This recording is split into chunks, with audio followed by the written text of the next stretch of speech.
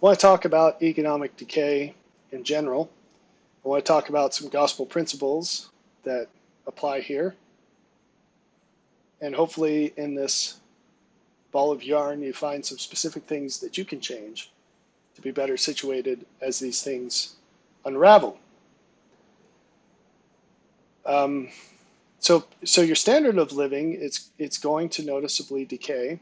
That's going to be the case for everyone. There are shifts that will be sudden and there will be shifts that are gradual. And all that should sound familiar because it's a pattern that I'm laying out across various aspects of life in these videos. You're going to see the cost of living expand so dramatically that it's going to begin to make sense financially. It'll make increasingly greater sense to spend time and money in ways that do not currently make any sense. So for example, in producing things at home, and not just food. That's a crazy thought. If you have any idea the energy it takes to produce clothing, that's a crazy thought. But you'll see people doing this increasingly, producing things at home. And it's actually a tidbit to get you a competitive edge in the things to come. Gasoline, diesel, we'll just say transportation. Transportation is an amazingly profound gift as far as increasing the standard of living. And as that gets increasingly expensive and reduced in availability, this is even before folding in all the other changes that are coming in terms of production and happening already. But as it becomes more and more expensive to move goods or to bring services, because all of that relies on transportation, it's going to open up opportunities for local commerce that do not presently exist. And I'm actually working on some things that I hope go okay to commercially offer something to help with that. It's not related at all to the ministry, except that I hope that it opens economic opportunity for people that don't presently have it. So anyway, I guess there will be more on that later if it ends up working out. But you're going to see opportunities for local commerce that do not exist right now, because as the cost of transportation goes up, what happens is what would not at all be profitable for you to do around you right now, well, you'll be able to charge more for it and still undercut this cost. So here's just a crazy random example. If you live in a rural area, the cost of animal feed is as low as it is. It's insane. If you try to grow that on your own property, you will see how astronomically expensive it is to do. It's as cheap as it is because those growers the manufacturers can employ economies of scale. They're not hand harvesting grains. They have a combine. They don't have to store grains in small little bins. They have enormous grain silos. They have big old machines that are dedicated to certain purposes that are massively efficient. But the Achilles heel of that whole operation, and they can sell portions of the produce to more profitable ends and use the leftovers in the chicken feed, the animal feed, they're called middlings of wheat. It's the bits that aren't whole heads. They're broken in the process, and there's quite a bit as a percentage. You can't sell that for the much more high-priced, what has to be an intact grain, or it could be deficient in some other way, but totally suitable for animal purposes, and there's nothing wrong with it. It's just not fancy enough to pay the higher price. You see this all through agriculture. But anyway, so these feed producers, their Achilles heel is transportation. Because yes, they save an enormous amount of money on the production of the raw materials. But they get hammered in the cost of transporting it because it's heavy. It's heavy stuff. And so they have the fuel costs of moving it. And then there's add-on costs because every chain in the link of distributor, in the distributor chain, Every link in the distributor chain has to take a cut. So the price goes up every time it changes hands. So as the price of transportation goes up, there might be people who can make chicken feed, or I keep saying chicken feed, animal feed, more locally, and they don't have to drive as far. And so even if they don't have the efficiencies, there might be an opportunity for profit. You see? So things like that, you could use your imagination. I just want to give a very detailed example to get you going. Things like that might become profitable all of a sudden. Anyway, so in this decay, you're going to see opportunities to do things yourself that you'd never ever do right now, or to pay other people to do that you'd never ever pay them to do right now, because you'd go for the larger scale, more industrial, standardized way of doing it. So I'm looking over my notes here and I'm reading a note and I have no idea what I was thinking about when I wrote that. Oh, you could graph the reward for being certain class. You could graph the reward for being in a certain economic class. So there's a reward or a standard of living, you could say, for being upper class.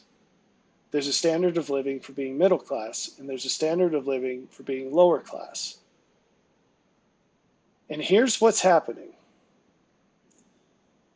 Ignoring the upper class for a minute, because that's rife with a whole bunch of dispute, and that's not my point. So let's just make this argument focusing on the other two classes. What happens when you artificially increase the reward of being lower class to come up towards the middle, and you reduce the reward for being middle class also externally, like you're forcing this to happen? As these get more similar, what happens is the middle class disappears. And here's the phrase to remember. When the middle is gone, once the middle is gone, the bottom drops out. Once the middle is gone, the bottom drops out. Now, I could give you a long lecture on the philosophical reasons for this. It always happens. It always happens. But once you take the incentive away to be a little better than normal, people stop being a little better than normal. And when that happens, the rest of society will experience what happens when a few people stop being better than normal. They will realize just how much of everything they enjoy is only possible because of people who are willing to do more work for less per unit reward than they are. That's really what it comes down to. It's an unpopular idea, but I promise you it is true. You have no idea, this is a general principle now, and it's not just economic, you have no idea how much of what you enjoy in life rests on the shoulders of people who are willing to do more for less than you are. It's astronomical. It's astronomical. And so when those people shrug, Atlas shrugged, when those people stop producing what they produce, because you've taken away even the smidgen of benefit they get for doing so. So you worsen the already bad ratio of cost to benefit compared to where you are. Then the whole thing the bottom drops out because all of those apportioned benefits go away, those reappropriated benefits.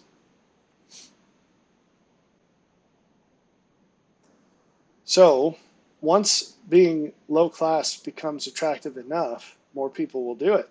And this is already happening. There are countless examples of people who have dropped out of work, who are making really good money, who have a skill that's rare and valuable, and they say, well, I don't want to deal with this anymore. the costs have become too high. And there's a panoply of costs that we could go into. It's not super relevant for the conversation, but it's domain specific for the most part, like doctors not wanting to deal with insurance and Medicare and whatever. So, and mandates. As this happens, the bottom is going to drop out. And the theme there is injustice always comes for those who cause it. Injustice always comes for those who cause it.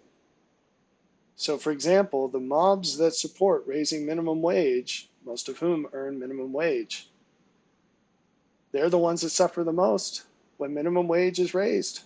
It's been shown time and time again. They did a very in-depth study when they did this in Seattle, and it's obvious that this hurts the people it's meant to help the most.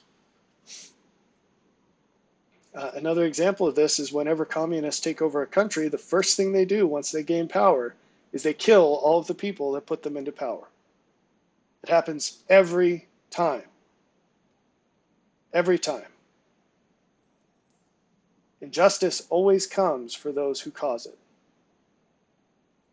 So that's something to remember as this economic decay is rolling out. You don't want to be in those groups that cause the problems. That's the subject of a different video. That's not one of these future warnings, but anyway, let's get into more specifics. You can expect new and higher taxes. It boggles my mind. I devote a substantial amount of resources trying not to think about the way the taxes work. It boggles my mind. If you gathered the world's smartest people and you paid them an exorbitant amount of money, and the task was come up with a tax system that's the absolute worst for all people involved, you would get exactly what we have. You would get exactly what we have. It's as pernicious as it can be and still be supported. It's very meticulously constructed. I don't want to say that it's intentionally constructed, but the way it's turned out has been so pernicious because it causes the greatest possible harm without being detected by a sufficient number of people to change it. There are no property rights. There isn't a place in the country that you can go and actually own a home. The government owns your home. And arbitrarily, they can change how much you have to pay to stay in it. And they do. And what you can do about it is so carefully crafted to not be worth your time to try. I could give you examples of how it's done where I live, but suffice it to say that the hoops you have to jump through, the odds of it being successful, and the time for which the changes would be effective make it so that any rational person would not bother. Because the expected value of the outcome is zero. They do it just right so that they can crank it up at will, and you can't do anything worth doing about it. You've got the metastasizing problem of envy that's just gone rampant in our society. It is. I saw it coming a million miles away, and I'm still shocked by it. Just how fully envy has taken the hearts of so many people. Just normal people, full of envy, full of rage at any hint of someone having something that they think they deserve. Someone else having something that they think they deserve. And all common sense, all reasoning, all impartiality goes right out the window. And they just have this flaming hatred for the people. It's usually a class of people. It's not even a specific person, but they also will attach that to specific people. And they say, well, good, I'm glad this terrible thing happened to this person because they have something that I want, that I don't have. And there's never let's stop and think about how they got it, and are you willing to do that? And if you're not, let go, and just let go of this thing you think you want, but you're not willing to pay the price. It's fully gone in our society.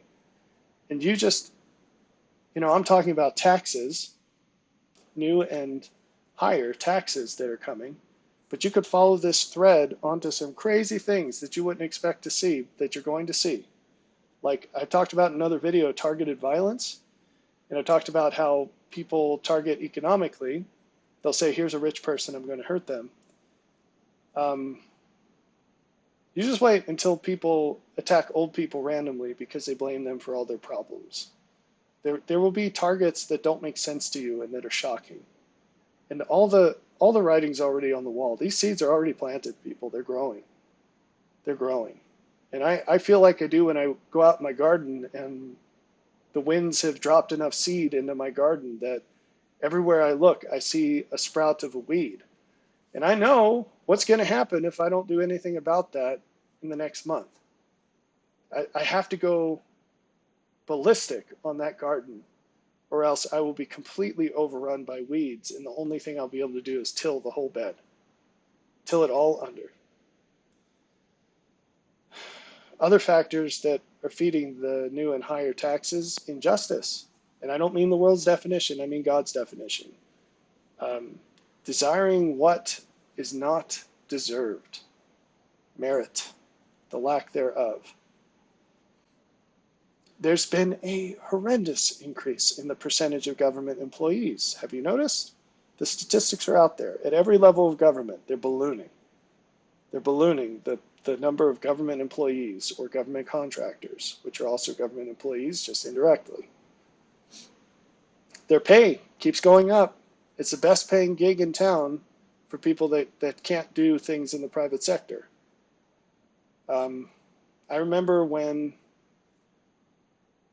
because of the field I was in at the time, I was watching the government grant space as an academic. That's pretty important, right?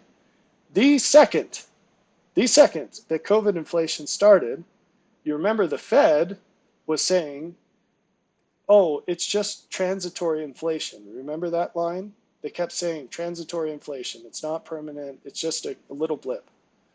And those in the know knew that was a lie. But the real tell was while Powell, the chairman of the Fed, was saying that inflation was transitory, the NSF and I believe the NIH were immediately upping their grants. There was one case where they immediately changed the grant limit 30%.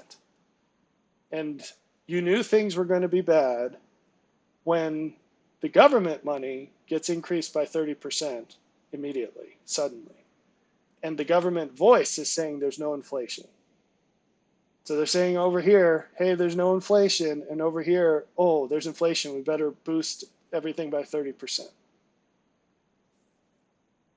So you see that private sector employees, their wages cannot adjust to inflation in any kind of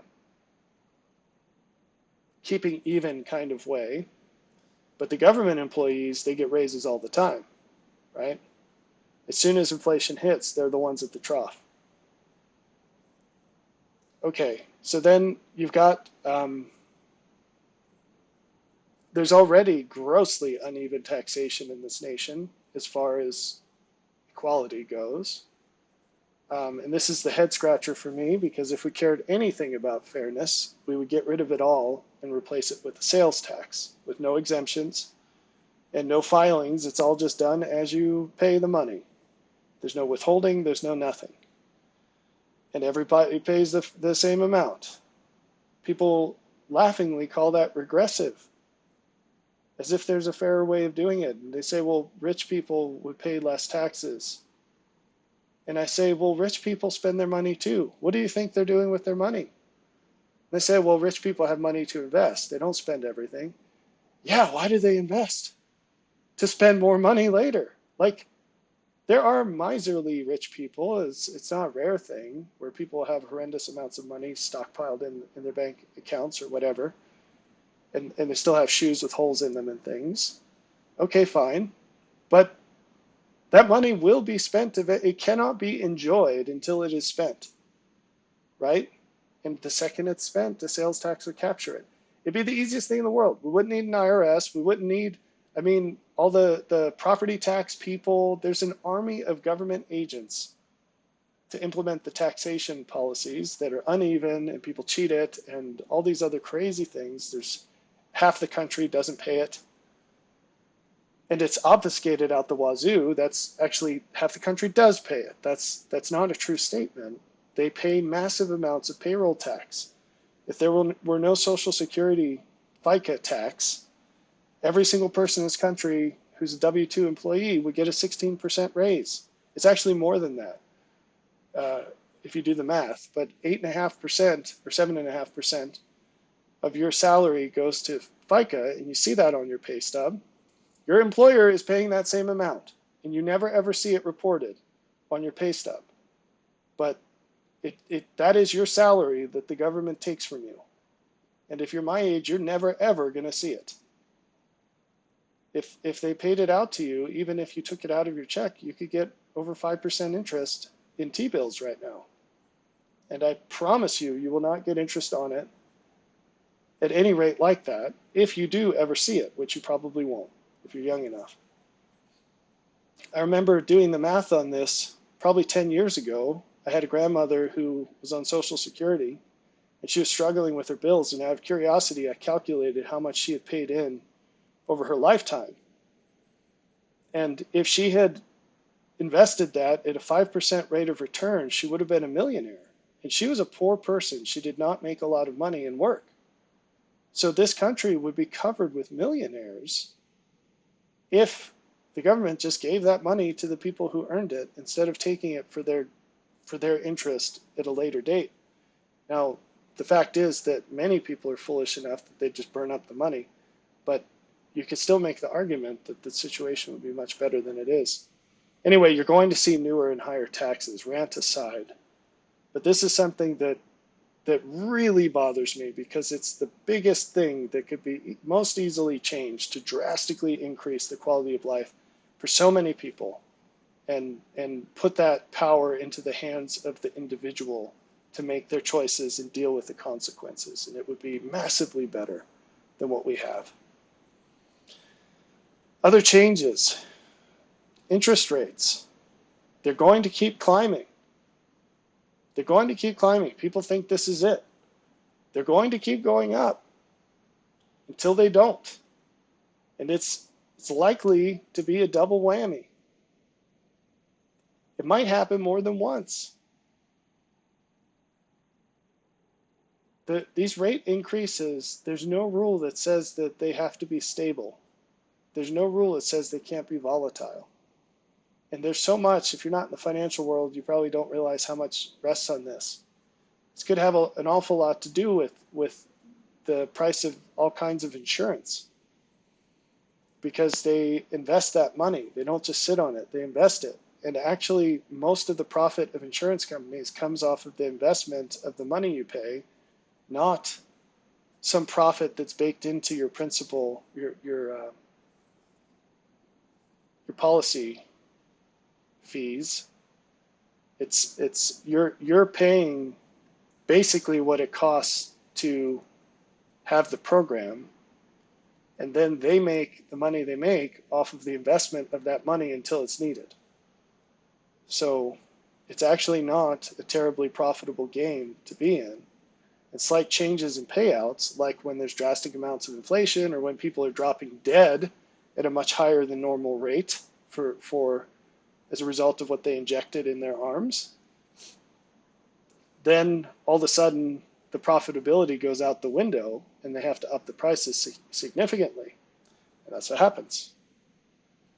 So anyway, interest rates, don't bank on them. I mean, if you're doing something short term or whatever your strategy is, this is not going to last forever, but it may well last for longer than what people are expecting. And I'm intentionally being wishy-washy on that one. I don't know the details of how that's going to go, but what I can guarantee is volatility. We could say the same thing about the stock market, although that wasn't in my notes to bring up. People who know fundamentals know that there is absolutely no logical reason for the stock market to be anywhere near as high as it is. And based on fundamentals, many of these people have said that if the stock market crashed 90% in the short term, it would not surprise them. And yet people who bank on that happening lose a ton of money. And increasingly what you're seeing is the scriptural phrase, riches are becoming slippery, meaning it's not predictable. There's not a place you can put your money or a place you can put your time and effort, even if you don't have money. It used to be you could accurately predict a field and say, you know, with high certainty, if I make the sacrifices to get into this field, I'm going to be well off. It's going to be worth the cost. That's not true anymore. And it's like that with investments too. There is nothing you can do that guarantees a worthwhile return. It's risk city everywhere you look. And really it's danger city. Risk is a composite of opportunity and danger. And what we're seeing is the opportunity fading and the danger increasing at the same time. Everywhere you look. That's slippery riches.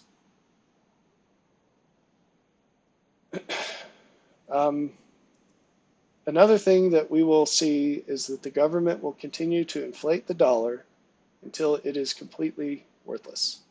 There are only two things it can do. And this is true of the United States, it's true of other governments too, who have followed the same path, which is every wealthy nation. The two choices are inflate the currency until it's utterly worthless, or default on the debt. Now, people have said there's no way the United States can default on its debt. It would never do that. One, because it has the power to print as much money as it wants, and therefore it doesn't ever have to default. Bernanke or Greenspan, I can't remember which chairman of the Fed, came out and said this, that the United States never has to default because we have the power of the printing press.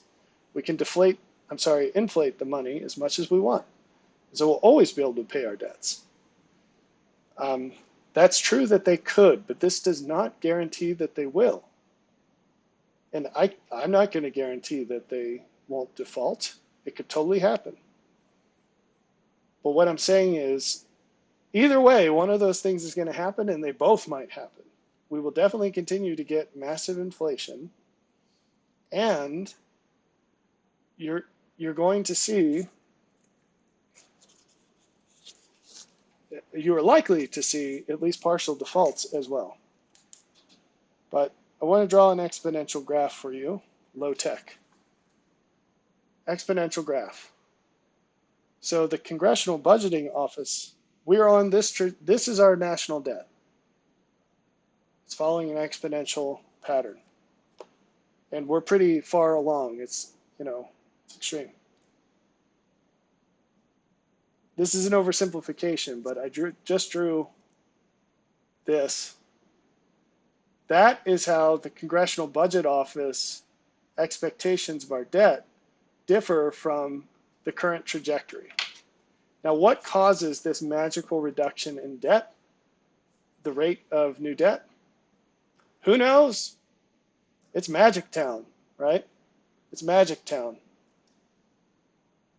But already on that Magic Town limited projection, it's vastly under what will actually happen in the current trajectory of things. I'm trying to remember how much debt they said we would have in the next 10 years, another 22 trillion or something. It's going to be higher than that. And as that increases, the worth of your dollars goes lower and lower and lower. And so, I have two sons who have taken advantage of some tremendous opportunities I've given them in wise ways, and they've accumulated an unusual amount of cash at their age as a result. And I hear them talking about buying a car someday. So by the time they're 16 at today's dollars, they'd have enough money to buy a new car each, which is crazy. They're not 16 yet, these two kids. And I'm looking at that and I'm saying, I'm doing math on the opposite side of that coin. Well, I don't think their money's going to be worth that much to buy a car at that time. But so I'm trying to warn them, hey, adjust your expectations. But I'm playing the math on the flip side of that coin, thinking about mortgages, and wages always, unless you work for the government, it's less so, but wages trail inflation. And but it's still the case that if you have expenses like mortgages today, it will be cheaper to pay them off later, depending on interest rates that you locked in. This is actually a much more complicated thing than I wanted to go into.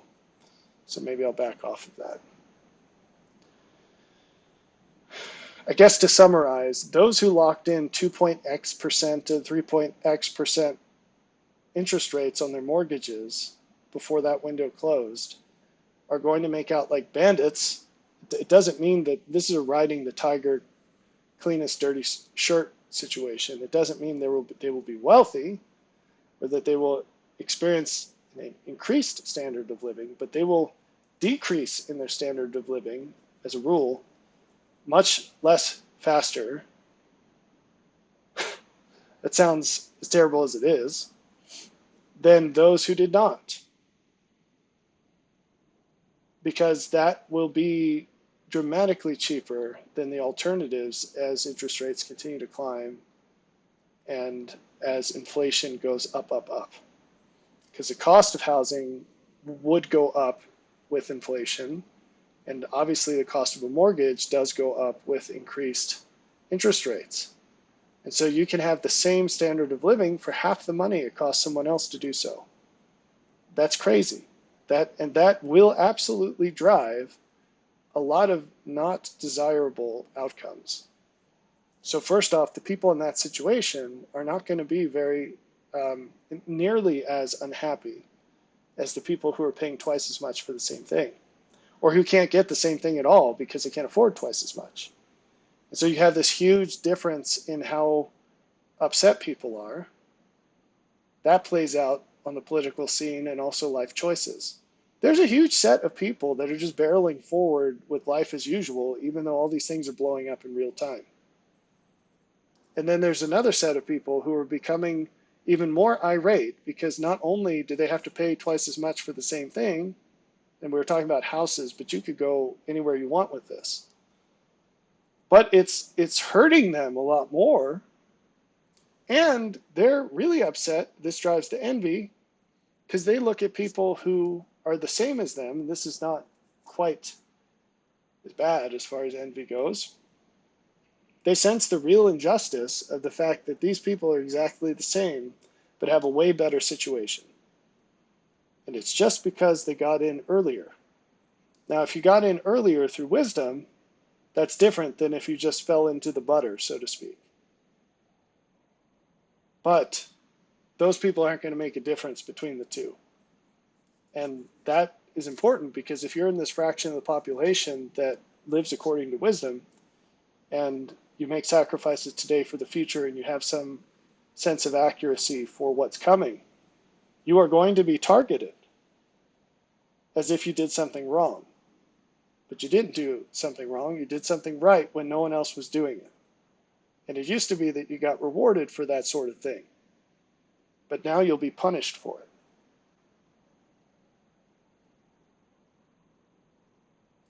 Okay, here's a really big one with the inflation of the dollar that you need to be prepared for, especially if you're older or you're on welfare, or you're older and on welfare, especially. As the debt increases exponentially, what you're going to find is that the exponential increase in inflation will mean that your government benefits, so-called, do not go as far. Now, the feds have been playing a game for a long time where they intentionally doctor the rate of inflation lower than it is to avoid having to pay people more. I'm talking in particular about Social Security cost of living increases. This is a game they've been at a long time, since the 90s. You can look it up. They continuously change the way the equation's calculated so that it yields a lower result than it would if you use the old equation. And people on Social Security know this because they notice that their dollars don't buy as much, even though they're supposed to be on this plan that is tethered to inflation. They notice that the older they get, the less they can afford. That is going to get way worse. And you see this already if you're on these programs, and it's going to get worse. And so this is something you don't want to hear, but that someone, you really need to hear it. As the proverb says, open criticism is better than hidden love. And I'm giving you that right now. I'm telling you what you don't want to hear, but that you really need to hear. And it's a greater sign of love than people blowing smoke up your butt.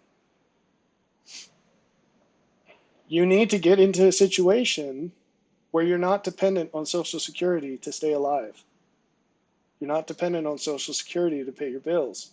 If you're on food stamps, you need to have a backup plan. Those sorts of things usually aren't turnkey. Part of this, you're really not going to want to hear this. You need to find people who love you. That's going to be hard enough. Who will help support you, who have the means to do so. Or you need to work yourself, but hopefully if you're in that situation, it's not because you had a choice. But whatever. If you can do something about it, do something about it. So for some people, this just means getting a job at under 22 hours a week or whatever Social Security allows. For others, this means you're going to have to bite the bullet and move in with one of your kids or something like this, or like move in with other old people or other disabled people or whatever your situation is. And this is the sacred cow of presumed independence, which is false. It's a lie. It's a basis. It's on the basis of the unmerited surplus we enjoy in wealthy countries. You're not actually independent if someone's giving you money. You have to understand that. If the government's paying you, it doesn't matter if you paid in the money or not. You're not independent. You depend on them. And if they change the deal, which they are changing it, you're going to be up the creek.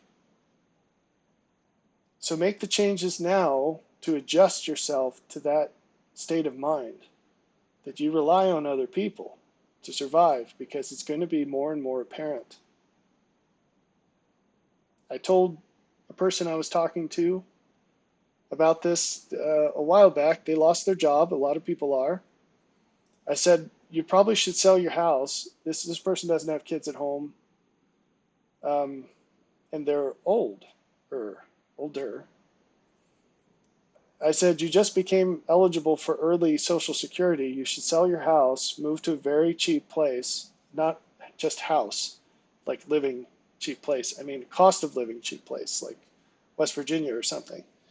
And move into some inexpensive place, buy an apartment with your equity, a cheap apartment or a trailer or something. But if it's a trailer, own the land too. You don't want to have monthly payments is the point. Buy an inexpensive place with your equity and get a part-time job working 22 hours a week and draw your Social Security early. And they said, well, I don't want to sell my house. And I said, what you want is irrelevant. What you want only matters relative to the set of options before you. You can wish to keep your house, but it doesn't matter what you wish. You have the choices that are before you. But this person had in their minds that they'd never have to downsize. They'd never have to give up anything. It was just going to be upward and onward in everything that they do, till the moment they keel over and die. And that is a sacred cow that people have in America, and I'm sure in other first world nations. You will become dependent on other people as you age unless you die suddenly at a young age. That's reality, folks. That's one reason that one selfish but valid reason to have kids. Who is going to take care of you when you can't take care of yourself? It's one reason to treat your kids well. So there's a commandment to honor your father and mother, but not your kids. Why? Because they're the ones changing your diapers when you get old. And everyone should know that. Therefore, there's already a reason to treat them well. At least one of them. At least have a favorite that you treat well. Right? That's the diaper changer. Although typically when there is a kid that's treated as a favorite. They're the last ones to take care of their parents when they need it. Oddly enough. All right. When if you are on government money in any way, I don't care if you're a federal retiree, whatever, I don't care. It is highly likely that you are going to see a situation where the money doesn't cover what it's meant to. And as that happens, it's going to be too late to do much about it. With time, there will be less you can do about it. So for instance, if you get on this right now, so I know a person who takes a lot of prescription medicines that they probably don't need to take. Now, I am a doctor, but I'm not a medical doctor, and I'm not giving you medical advice. That's something you need to sort out and you need to figure out. But if you're on some kind of optional treatment, judged by you and or your doctor, then tapering off of that would be a smart move because you reduce your dependency. So what I'm saying is there are independencies, I don't think that's a word, but we're going to coin it. There are independencies that are false that you need to wrap your head around and get rid of. There are also willing, like optional dependencies that you need to get rid of.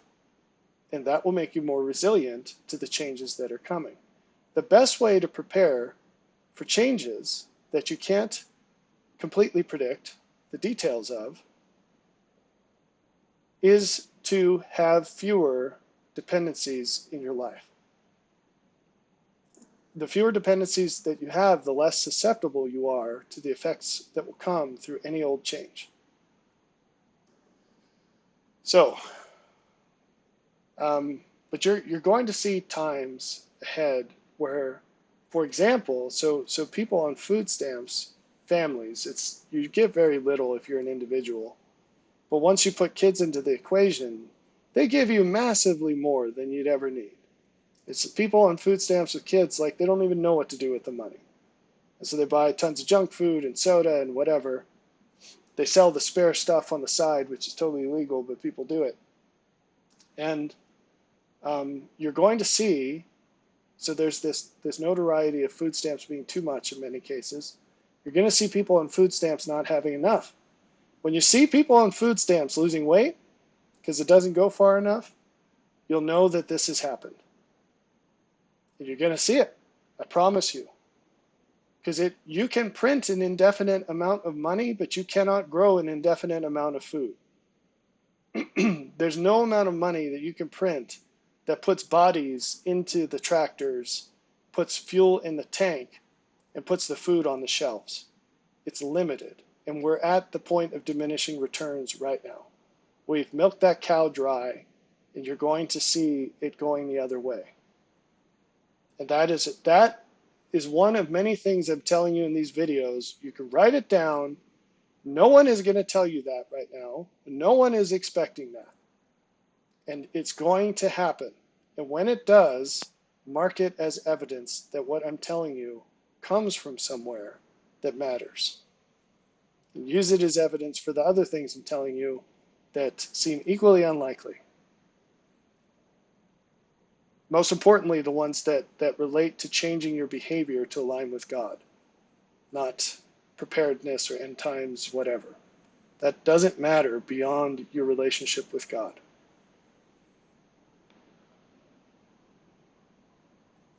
So if these changes affect people on welfare, which they will, you can bet your bottom dollar that they will vastly affect the ones who aren't on welfare, disproportionately so. That's another thing I mentioned, that when the government was saying inflation was transitory, they were also increasing the grant award amounts by 30%, 20%, whatever it was. They did the same thing with food stamps. The second the reports came out about transitionary inflation, they upped food stamps by 30%. And that's when you knew it was a lie. Not that you could just go to the store and see it was a lie. So did normal people not on food stamps Did they get a 30% increase in their food budget? They did not. People paying their own way did not get a 30% boost. And so they were disproportionately harmed by inflation because the people on food stamps didn't feel it. The people not on food stamps, it took a huge bite out of their cart, pun intended. So what's going to happen, and this is one of the factors that cause the problem that increased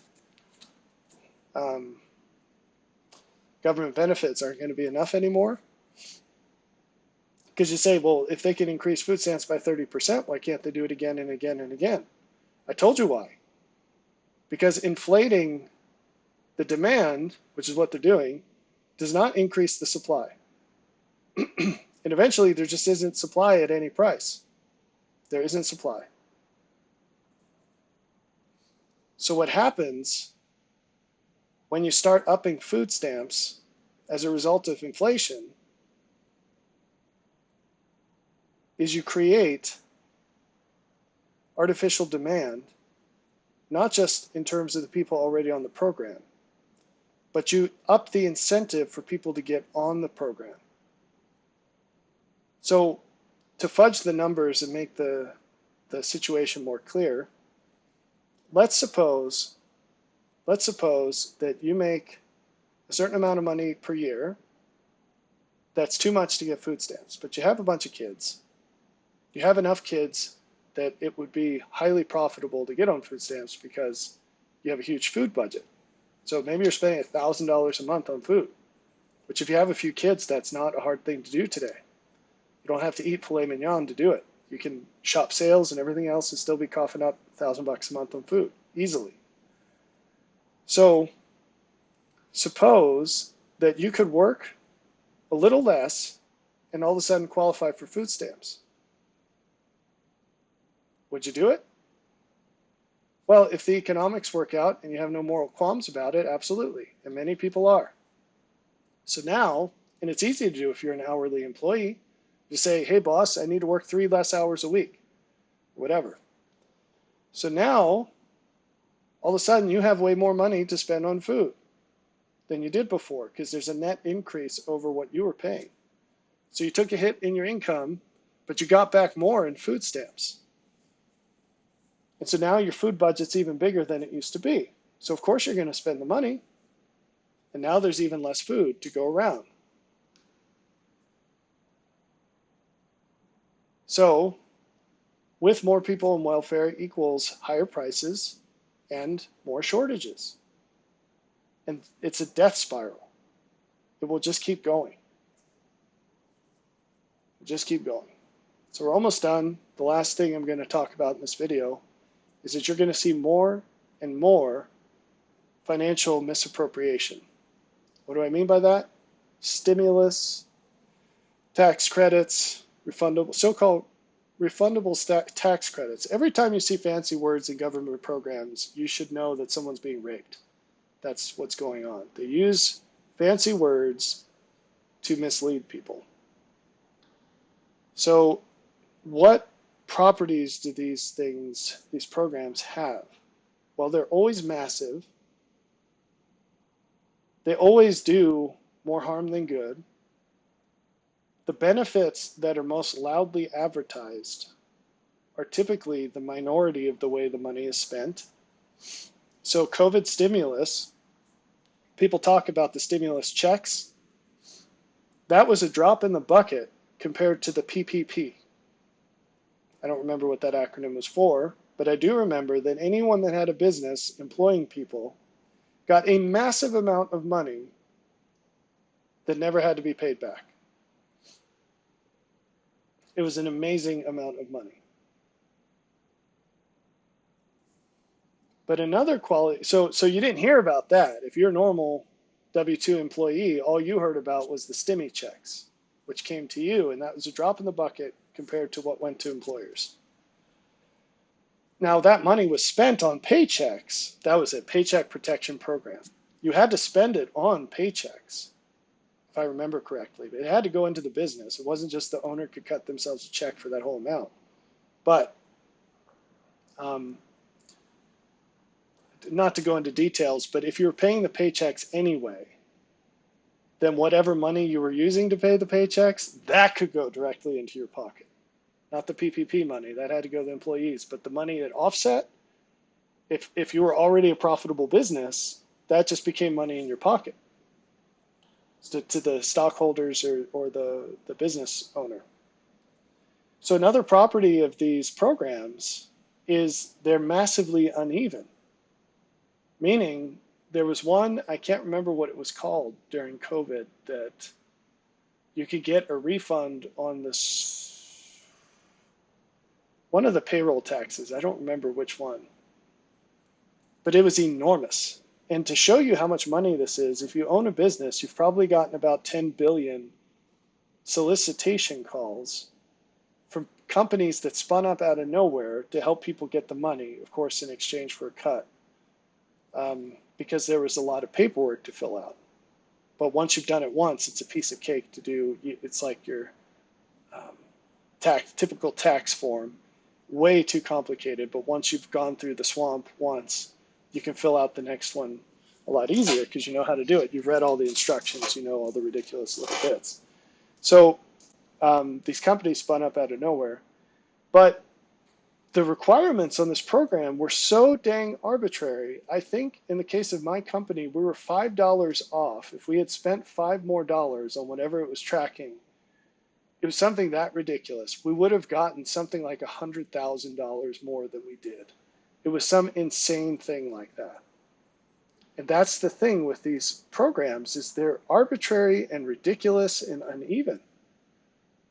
Now, a lot of these programs, we talked about food stamps, you can, I won't say game because that has a negative connotation and might be associated with something illegal, and I'm not talking about illegal things, but you can optimize the rules given for a certain thing so that you make decisions so that you're best suited for that thing. And it's just an equation, and they give you what the variables are if you know about it up front. A lot of people do this, for example, with the standard deduction on your income tax in the United States. Now, they change it pretty much all the time, but they give you enough forewarning so that you know, because what you trade this off with is itemizing deductions. So if you donate to charity and or have a house, there are a lot of things you can deduct if you itemize, but you have to weigh that against the standard deduction. So if this is going to change, it might influence how you're not going to choose to buy a house or not based on this, maybe, because that's more of a long-term decision, but how much you're going to give to charity this year. And so there are people, for example, who donate sizable portions of their income to churches, and they will do things like give twice as much in one year and give zero the next to make the most out of their tax situation. It doesn't really make a difference to the church, and they're still checking their whatever their religious boxes are, but they make an enormous amount of money in tax savings by doing things like that. So there are situations like that.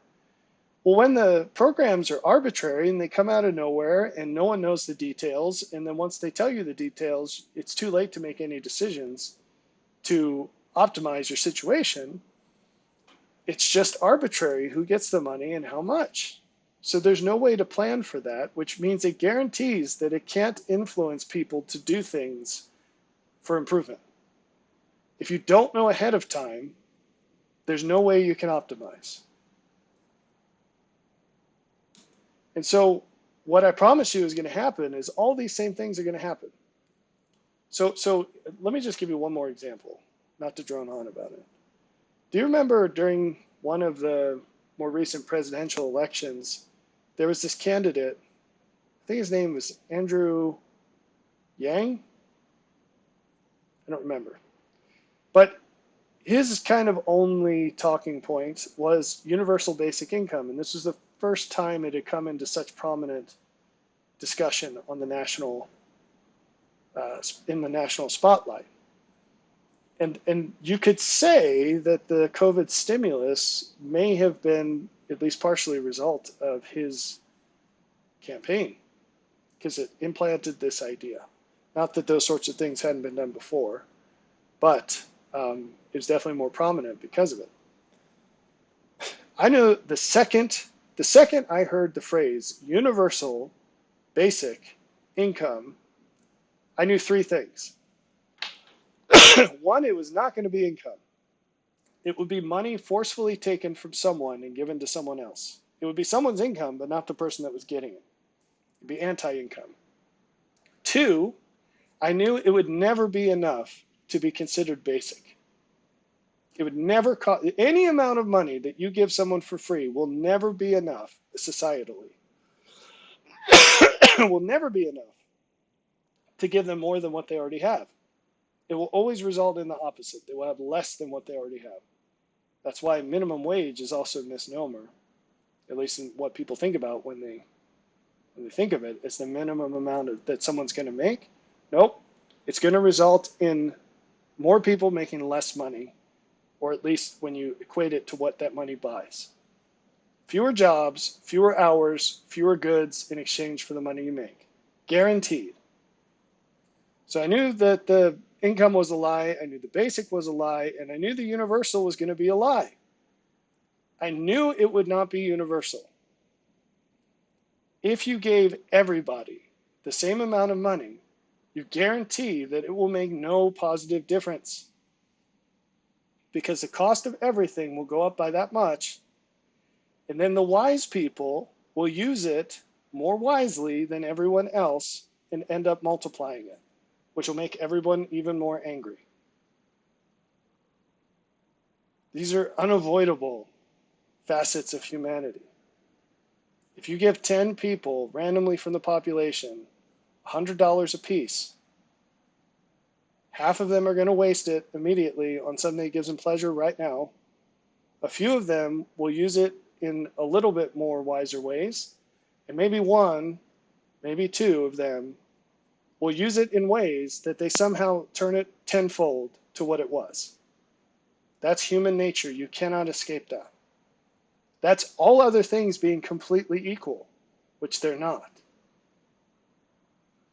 So I knew it wasn't going to be universal, I knew it wasn't going to be basic, and I knew it was not going to be income. And sure enough, the second they start putting these things out, and this happened with the stimmies, all kinds of arbitrary limits on who gets it. They always sell it from the perspective of this is for everyone, and they always implement it from the perspective of we're going to carve out some demographic to maximize the people that put us into and keep us in power.